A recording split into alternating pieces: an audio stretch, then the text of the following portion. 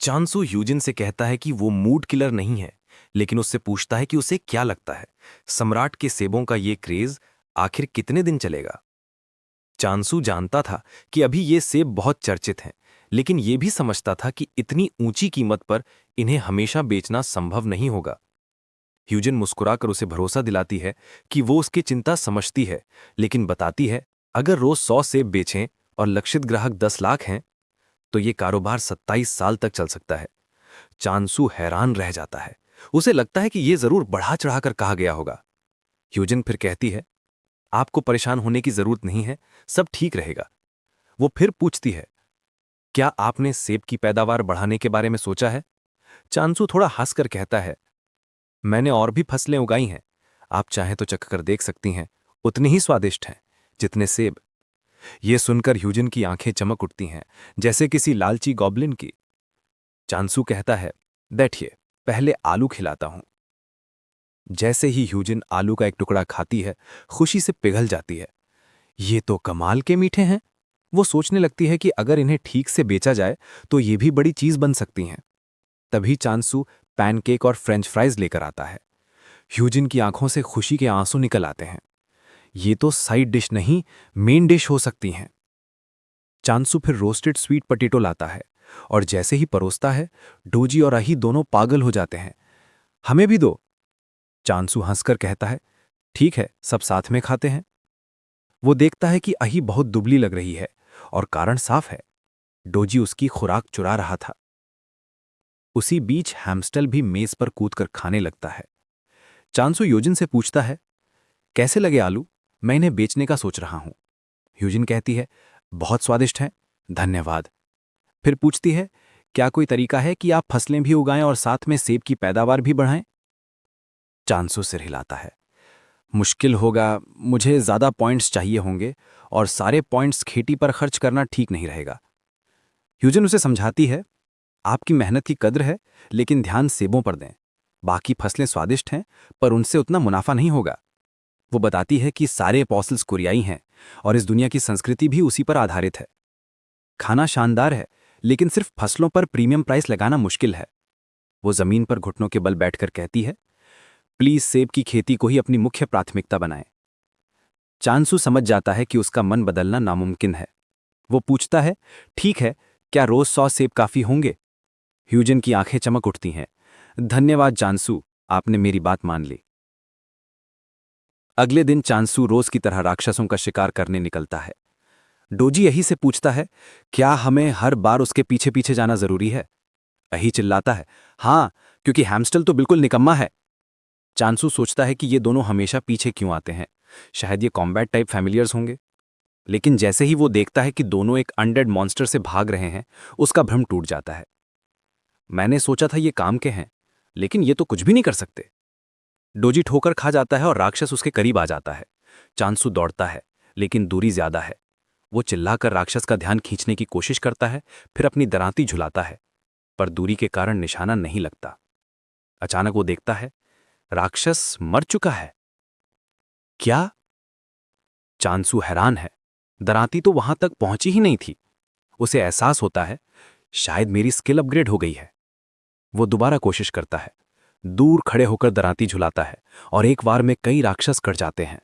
System notification आता है, नई स्किल प्राप्त, मैस डिकैपिटेशन। चांसू दंग रह जाता है।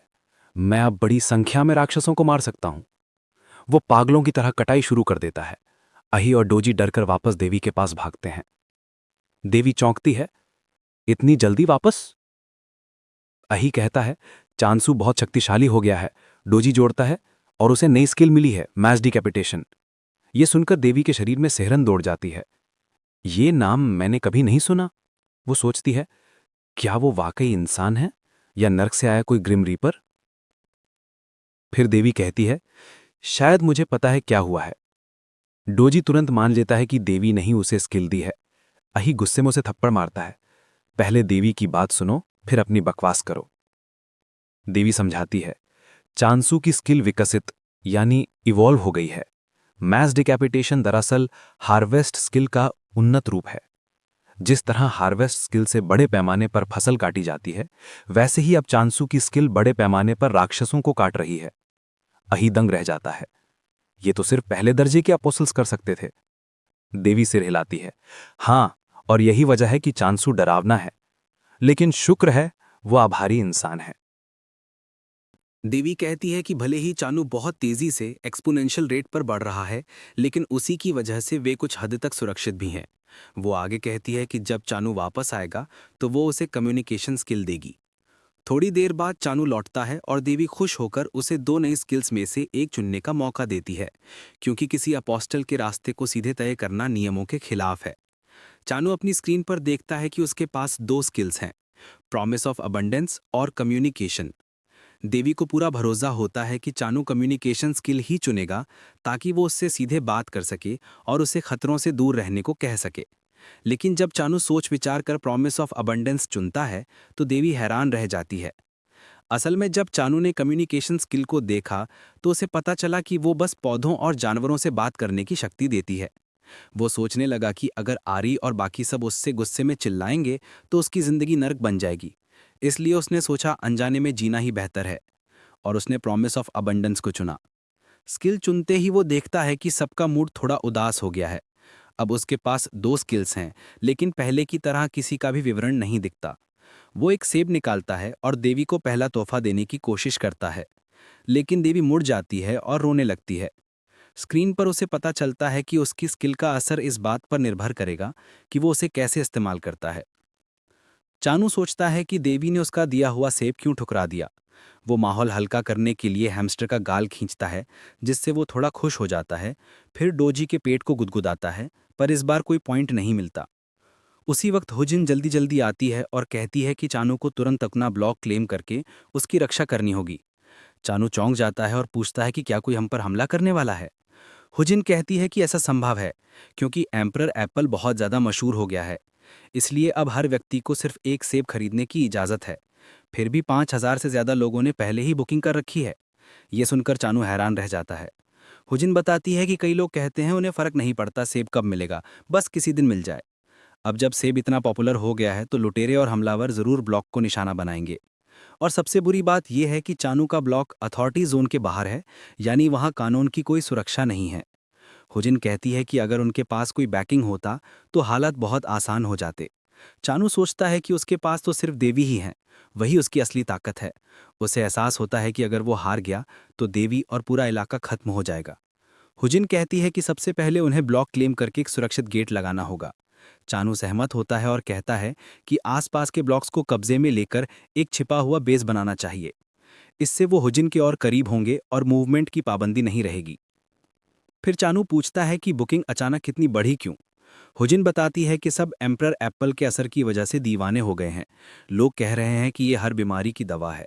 चानू को यकीन नहीं होता और वो सोचता है कि आखिर ये तो बस एक सेब है। उधर एक परेशान करने वाला पत्रकार रोहन का पीछा करता है, जो अस्पताल जा रहा होता है। रोहन अपने दोस्त युनसू, जो एक महान रसायनज्ञ है, उससे मिलने आता है। वो उसे एम्परर एप्पल का डिब्बा गिफ्ट देता है। युनसू भी अफवाहों से सुन चुका होता है, लेकिन जैसे ही वो एक बाइट लेता है उसका चेहरा हैरानी से खिल उठता है। सेब का स्वाद और पौष्टिकता अद्भुत होती है। दोनों साथ में खाते हैं और हंसते हैं, लेकिन तभी पत्रकार उनकी तस्वीरें लेता है। जल्द ही एक लेख छपता है, एम्परर एप्पल ने युनसू को अस्पताल से बाहर निकाल दिया। रियू ये देखकर गुस्से से फट पड़ता है, क्योंकि पहले ही बहुत सारी अफवाहें चल रही हैं और ये खबर आग में घी डालने जैसा काम करती है। अब सबको लगने लगा है कि ये सिर्फ वो चमत्कारी इलाज है। वापस एबेंडेंस में चानू देवी से कहता है कि उसे आसपास के ब्लॉक्स पर कब्जा करना है। वो डोजी और आरी को देवी की रक्षा की जिम्मेदारी देता है। देवी हैरान होकर पूछती है कि चानू अब बाहर क्यों जा रहा है, आखिर उसकी नई स्किल बढ़ाई वाली तो नहीं है। वो डर के मारे चानू का पैर पकड़ लेती है और कहती है, मत जाओ, वहां बहुत खतरा है।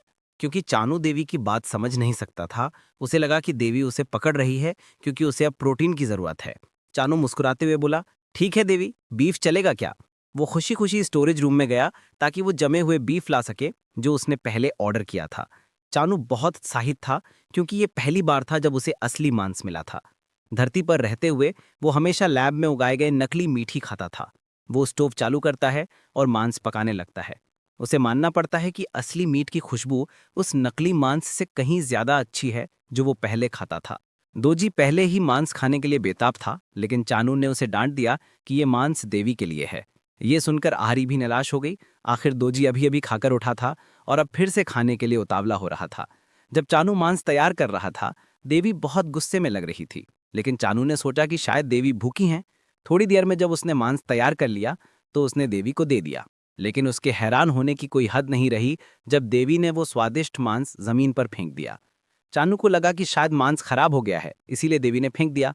वो एक टुकड़ा उठाकर खुद चखता है और उसे स्वाद मीठा लगता है, लेकिन फिर भी उसे कुछ कमी महसूस होती है। उसे वो झटका या जादू जैसा एहसास नहीं हुआ था जो उसे एम्परर एप्पल खाते वक्त हुआ था। वो सोचता है शायद इसी वजह से देवी ने भी नहीं खाया। उसे नहीं पता था कि देवी इसलिए रो रही थी क्योंकि वो नहीं चाहती थी कि वो बाहर जाए, लेकिन दुर्भाग्य से क्योंकि उसने कम्युनिकेशन स्किल नहीं चुनी, वो देवी की आवाज़ सुन ही नहीं सकता। दूसरी तरफ दोजी और आहारी खुश होकर नाच रहे थे क्योंकि चानू ने कहा था कि जब वो वापस आएगा तो उनके लिए भी स्वादिष्ट मांस लाएगा। रात को जैसा प्लान था, चानू बाहर निकल जाता है जबकि आहारी और दोजी गहरी नींद में होते हैं। देवी जागती रहती है, चिंतित और बेचैन। चानू ब्लॉक के किनारे पहुंचता है और सिस्टम उससे पूछता है, क्या तुम अगले ब्लॉक में जाना चाहते हो? वो हाँ दबा देता है और अगले ब्लॉक में पहुंच जाता है। वहां हर तरफ अंधेरा छाया हुआ है। वो अपनी लालटेन जलाता है और देखता है कि वो किसी घने जंगल में है जो पहले वाली जगह से बिल्कुल अलग है। अचानक उड़ने वाले छोटे छोटे राक्षसों का झुंड उस पर हमला करने लगता है। क्योंकि वे बहुत छोटे हैं, वो उन्हें मार नहीं पाता और भागने लगता है। फिर अचानक दूसरे ब्लॉक से कुछ अनडेड मॉन्स्टर्स आते हैं। चानू पहले तो डर जाता है, लेकिन फिर समझता है कि ये राक्षस उसी के पक्ष में हैं। क्योंकि वो उनकी बात नहीं सुन सकता, उसे ये नहीं पता कि ये अनडेड उसी की रक्षा करने आए हैं। उनका मानना है कि सिर्फ वही चानू को मारने का अधिकार रखते हैं, इसलिए कोई और उसे नुकसान ना पहुंचा सके, वे उसे बचाने लगते हैं। अनडेड राक्षस उड़ते हुए छोटे मॉन्स्टर से भिड़ जाते हैं, जिससे चानू को वापस अपने ब्लॉक में भागने का मौका मिल जाता है। उसी वक्त सिस्टम उसे नोटिफिकेशन देता है, तुम्हें इवॉल्व्ड मॉन्स्टर्स को हराने के लिए बोनस पॉइंट्स मिले हैं। चानू दंग रह जाता है। उसे पॉइंट्स मिल रहे हैं जबकि असल में लड़ाई अनडेड्स ने लड़ी थी। वो मुस्कुरा उठता है। उसे लगता है उसने पॉइंट्स का गोल्ड माइन ढूंढ लिया है। अब हालात पूरी तरह बदल गए थे। उसके पॉइंट्स भी बढ़ रहे थे और ग्राहक भी। जिन राक्षसों से वो कभी डरकर भागता था, अब वही उसके लिए बोनस बन गए थे। दूसरी ओर डिपार्टमेंट स्टोर में जैसोजिन फोन कॉल्स और ऑर्डर्स की बाढ़ से परेशान थी। रियो कहता है कि उन्होंने अफवाहों को बहुत देर तक चलने दिया, लेकिन अब उन्हें रोकना होगा। वो आदेश देता है, अब से एम्परर एप्पल का नाम लेना भी मना है। किसी इंटरव्यू या सवाल का जवाब नहीं देना, बस चुप रहो। हुजिन कहती है कि यह करना नामुमकिन है, पूरा सिस्टम गड़बड़ा जाएगा।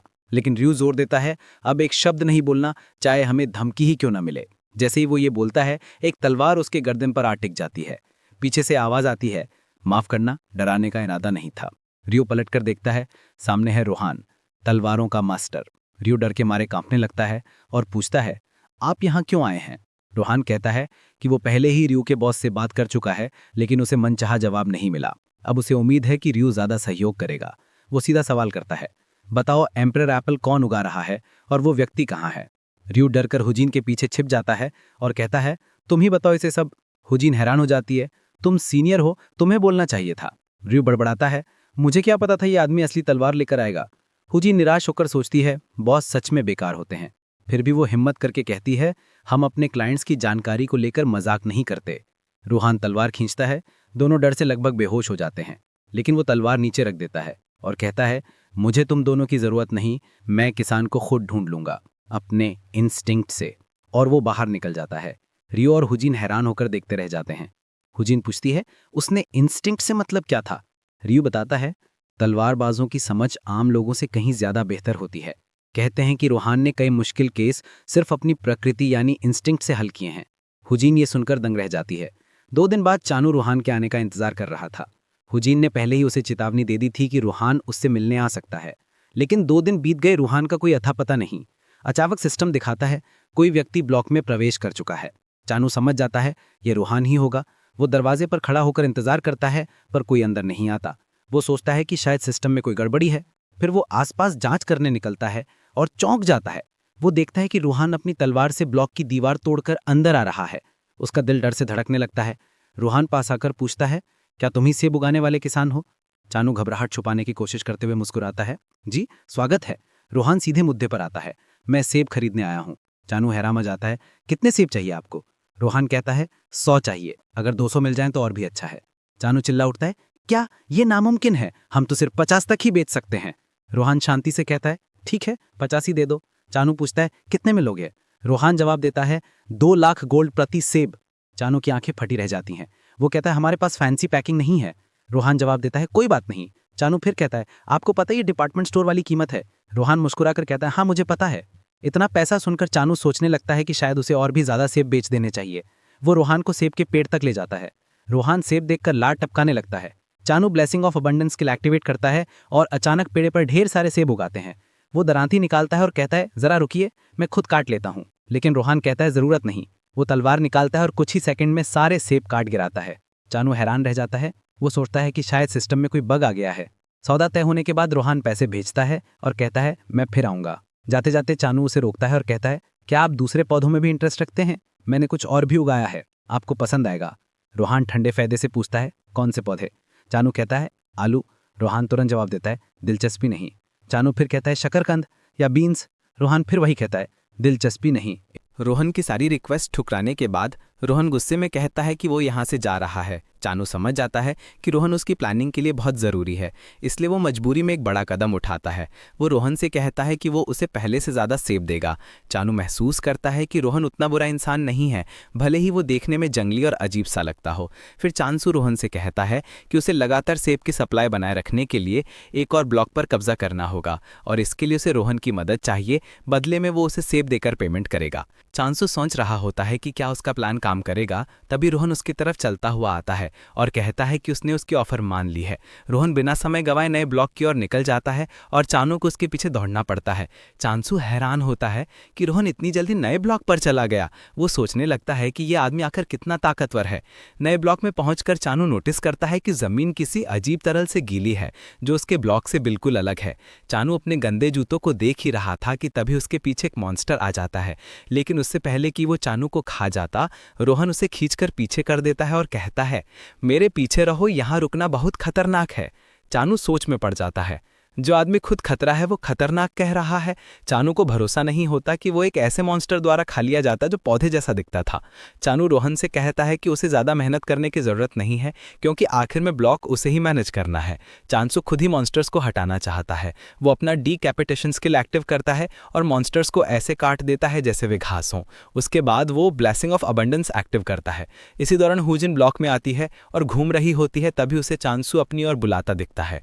वो नीचे देखती है और चमकती मुस्कान दे देती है, लेकिन उसकी मुस्कान तब गायब हो जाती है जब वो रोहन को चानू के साथ एक पौधे पर काम करते हुए देखती है। घबराकर हुजिन नीचे भागती है और चानू से पूछती है कि ये क्या हो रहा है।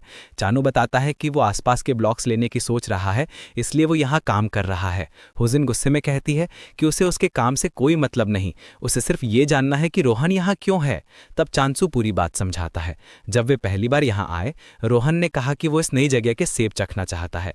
चानू घबराकर कहता है कि यहाँ जमीन नहीं सिर्फ कीचड़ है, लेकिन रोहन ने तलवार निकाली और एक ही झटके में सारी घास उखाड़कर एक साफ खेत तैयार कर दिया। चानू ये देखकर दंग रह गया और तुरंत उसने बीज लगाया और ब्लेसिंग ऑफ अबंडेंस डाली। तभी हेजुगन आ गई और उसने बड़ी हुई चमकदार पत्तियों वाला एक विशाल सेब का पेड़ देखा। वो हैरान हुई पर बोली कि सेब की खुशबू अजीब है। चानू मानता है और कहता है कि माहौल की वजह से ऐसा है। यहाँ के सेब का स्वाद और खुशबू दोगुनी होती है और जिस जगह उगाए जाए उसी के हिसाब से स्वाद बदलता है। चानू एक सेब तोड़कर हुजिन को देता है और पूछता है क्या वो चखना चाहेगी, लेकिन वो मना कर देती है। फिर हुजिन जमीन पर पड़े मॉन्स्टर्स को देखती है और कहती है कि ये ऑस्ट्रिच टेल्स हैं। चानू हैरान होता है क्योंकि उसने पहली बार इस नाम को सुना था। ये मॉन्स्टर शुतुरमुर्ग की आदतें अपनाते हैं और सिर्फ रात में सक्रिय होते हैं, इसलिए इन्हें पकड़ना बेहद मुश्किल होता है। फिर हुजिन उनका खून का सैंपल ट्यूब में भर लेती है और चानू से पूछती है कि क्या उसने ही इन्हें मारा। चानू तुरंत कहता है कि हाँ, रोहन का इसमें कोई हाथ नहीं है। चांसू पूछता है कि इसमें कोई दिक्कत है, लेकिन तभी हुजिन उसे पकड़ लेती है और कहती है कि वो इन्हें बेचेगा क्योंकि ये चीज़ बहुत महंगी बिकती है। चानू डर के मारे तुरंत हाँ बोल देता है। हुजिन ऐसे खुश होती है जैसे लॉटरी लग गई हो। वो चानू को ऐसे देखती है जैसे वो दुनिया का सबसे हैंडसम आदमी हो। वो सोच नहीं पा रही कि चानू खेती में भी माहिर है और लड़ाई में भी, और ऊपर से उसके पास एक स्वॉर्ड मास्टर भी है। हुजिन कहती है कि चानू से मिलना उसके लिए किसी वरदान से कम नहीं है। चानू उसे उसके सपनों से बाहर निकालता है और कहता है कि उसने कुछ सामान मंगवाया था। हुजिन बैग से सारी चीज़ें निकालती है, कीटनाशक, पौधे के बीज और एक पोर्टेबल घर बनाने का किट। चानू तुरंत एक छोटा पोर्टेबल घर बना देता है और बीज भी लगा देता है। होजिन चौंकिया रह जाती है कि चानू इतनी जल्दी पौधे उगा भी सकता है। इसके बाद चानू नया ब्लॉक खरीद लेता है और देवी और उसके रेटिनर्स खुशी से नाचने लगते हैं। चानू और भी खुश है क्योंकि धरती पर वो एक कमरा भी मुश्किल से ले पाता था और यहाँ पूरा ब्लॉक उसका हो गया। नया ब्लॉक खरीदते ही उसे पता चलता है कि ब्लैक ट्रेड असाइनमेंट मिल गया है। सिस्टम बताता है कि कौन सा ट्रेड ब्लॉक पर लगेगा ये भगवान की नेचर पर निर्भर करता है। विकल्प थे ग्रोथ और डेथ। चानू ने ग्रोथ चुना। ग्रोथ ट्रेट हर चीज को प्रभावित करता है, लेकिन साथ ही ये मॉन्स्टर्स को भी मजबूत बना देता है। चानू थोड़ा डरता है लेकिन सोचता है कि इससे उसे ज्यादा पॉइंट्स मिलेंगे। वो बाहर जाता है और मॉन्स्टर्स को मारता है जैसे पहले मारता था। फिर अचानक रोहन उसके पीछे आ जाता है और चानू डर जाता है। चानू पूछता है कि उसे कितने सेब चाहिए होंगे। रोहन कहता है 120 और ज्यादा हो तो भी चलेगा। चानू से एक सेब चखने को देता है और बताता है कि स्वाद बदल सकता है। तभी देवी और उसके साथी पेड़ के नीचे मस्ती करते दिखते हैं। रोहन उन्हें देखते ही तलवार घुमाता है और चानू सोचता है कि वो देवी को मारने जा रहा है, लेकिन रोहन बस सेब काट रहा था। रोहन कहता है कि उसे ग्रोथ ट्रेड महसूस हो रहा है और वो यहाँ ट्रेनिंग करना चाहता है और वो इसके पैसे देगा। ये सुनकर चानू खुश हो जाता है और रोहन से पूछता है कि कितना पैसा देगा। रोहन जो रकम बताता है उससे चानू खुशी से पागल हो जाता है। चानू रोहन से कहता है कि बदले में वो चाहता है कि रोहन उसका गार्ड बने। रोहन कहता है कि अगर चानू ग्रोथ इफेक्ट बढ़ा दे तो वो इस बारे में सोचेगा। चानू वादा करता है कि वो हर दिन 50,000 पॉइंट्स बढ़ाएगा और 10 सेब देगा। रोहन सेब में ज़्यादा इंटरेस्ट लेता है और चानू उसे भरोसा दिलाता है कि सेब की कमी नहीं होगी। दूसरी तरफ देवी के साथी डर रहे हैं कि रोहन अब उनके साथ रहेगा, लेकिन चानू कहता है कि उन्हें खुश होना चाहिए क्योंकि उनके पास एक स्वॉर्ड मास्टर होगा। पर सच में सब डरे हुए थे। आगे जाकर वे दूसरे ब्लॉक पर जाते हैं और झाड़ियों में एक बिल्ली देखते हैं। चानू उसे सहलाने जाता है लेकिन बिल्ली गुस्से में होकर फुसफुसाती है। तभी सिस्टम बताता है कि ये एपोस्टल ऑफ नेगेशन है और उसने ब्लॉक पर युद्ध घोषित कर दिया है। चानू हैरान रह जाता है कि सिर्फ छू लेने पर यह बिल्ली उस पर वार घोषित कर गई। वो बिल्ली से बात करने जाता है लेकिन रोहन कहता है कि इसे लड़ना बेकार है। असली दुश्मन तो बॉर्डर से आने वाले हैं और वे इंसान होंगे। ये सुनकर चानू डर जाता है। फिर नेगेशन के कुछ मानव और मॉन्स्टर ब्लॉक में घुस आते हैं और चिल्लाते हैं कि चानू बाहर आए। चानू और रोहन झाड़ियों में छुपे रहते हैं।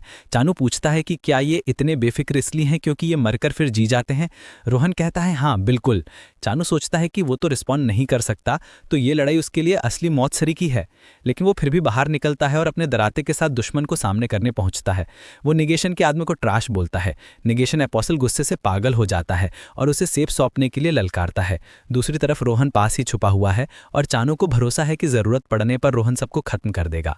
चानू से आदमी को मां के पास रोकर रोने की सलाह देता है जिससे वो और चिढ़ जाता है। वो चिल्लाता है उसे मार दो। कतार में खड़े कंकाल चानू पर झपटते हैं, लेकिन चानू मास डिकैपिटेशन एक्टिव करता है और सबको एक ही बार में काट देता है। नेगेशन लीडर हक्का बक्का रह जाता है।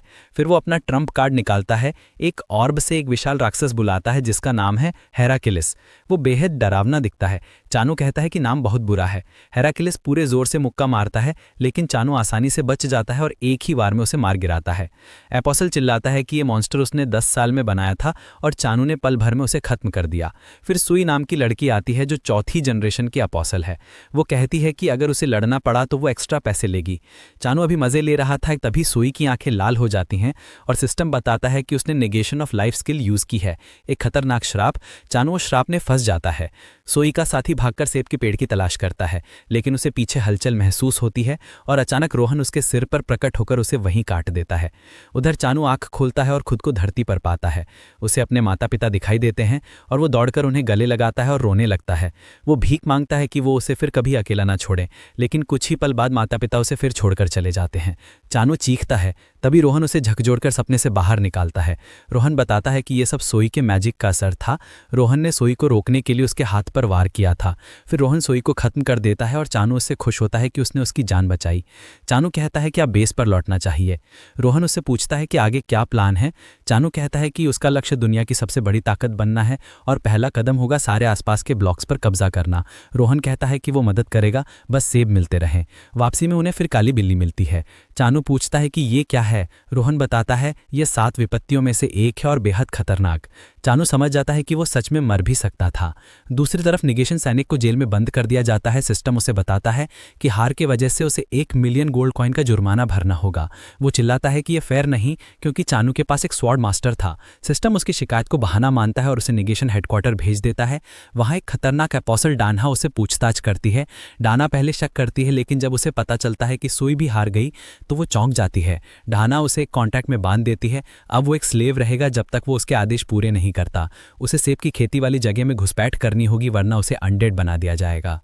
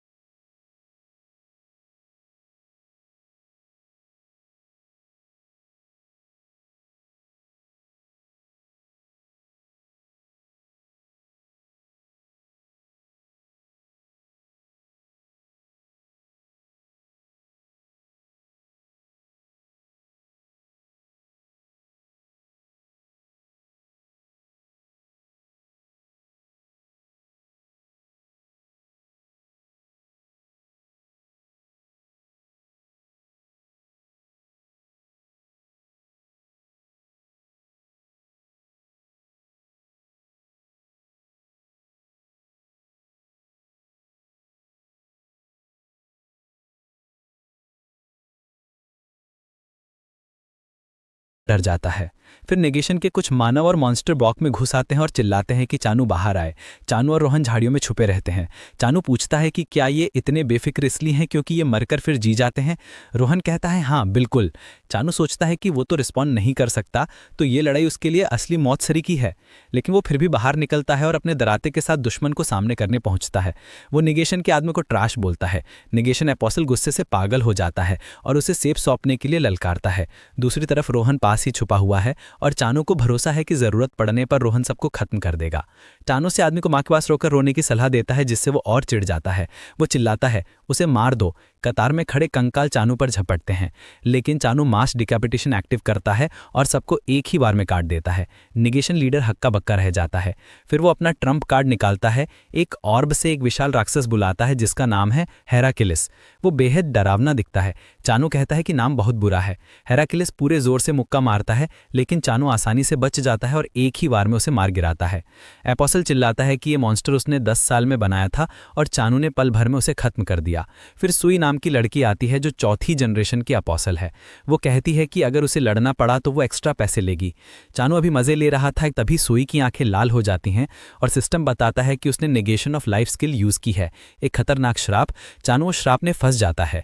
सोई का साथी भागकर सेब के पेड़ की तलाश करता है, लेकिन उसे पीछे हलचल महसूस होती है और अचानक रोहन उसके सिर पर प्रकट होकर उसे वहीं काट देता है। उधर चानू आंख खोलता है और खुद को धरती पर पाता है। उसे अपने माता पिता दिखाई देते हैं और वो दौड़कर उन्हें गले लगाता है और रोने लगता है। वो भीख मांगता है कि वो उसे फिर कभी अकेला ना छोड़े, लेकिन कुछ ही पल बाद माता पिता उसे फिर छोड़कर चले जाते हैं। चानू चीखता है, तभी रोहन उसे झकझोरकर सपने से बाहर निकालता है। रोहन बताता है कि ये सब सोई के मैजिक का असर था। रोहन ने सोई को रोकने के लिए उसके हाथ पर वार किया था। फिर रोहन सोई को खत्म कर देता है और चानू उससे खुश होता है कि उसने उसकी जान बचाई। चानू कहता है कि आप बेस पर लौटना चाहिए। रोहन उससे पूछता है कि आगे क्या प्लान है। चानू कहता है कि उसका लक्ष्य दुनिया की सबसे बड़ी ताकत बनना है और पहला कदम होगा सारे आसपास के ब्लॉक्स पर कब्जा करना। रोहन कहता है कि वो मदद करेगा, बस सेब मिलते रहें। वापसी में उन्हें फिर काली बिल्ली मिलती है। चानू पूछता है कि ये क्या है। रोहन बताता है ये 7 विपत्तियों में से एक है और बेहद खतरनाक। चानू समझ जाता है कि वो सच में मर भी सकता था। दूसरी तरफ निगेशन सैनिक को जेल में बंद कर दिया जाता है। सिस्टम उसे बताता है कि हार के वजह से उसे 1 मिलियन गोल्ड कॉइन का जुर्माना भरना होगा। वो चिल्लाता है कि ये फेयर नहीं, क्योंकि चानू के पास एक स्वॉर्ड मास्टर था। सिस्टम उसकी शिकायत को बहाना मानता है और उसे निगेशन हेडक्वार्टर भेज देता है। वहाँ एक खतरनाक एपोसल डाना उसे पूछताछ करती है। डाना पहले शक करती है, लेकिन जब उसे पता चलता है कि सुई भी हार गई तो वो चौंक जाती है। डाना उसे एक कॉन्ट्रैक्ट में बांध देती है। अब वो एक स्लेव रहेगा जब तक वो उसके आदेश पूरे नहीं करता। उसे सेब की खेती वाली जगह में घुसपैठ करनी होगी, वरना उसे अनडेड बना दिया जाएगा।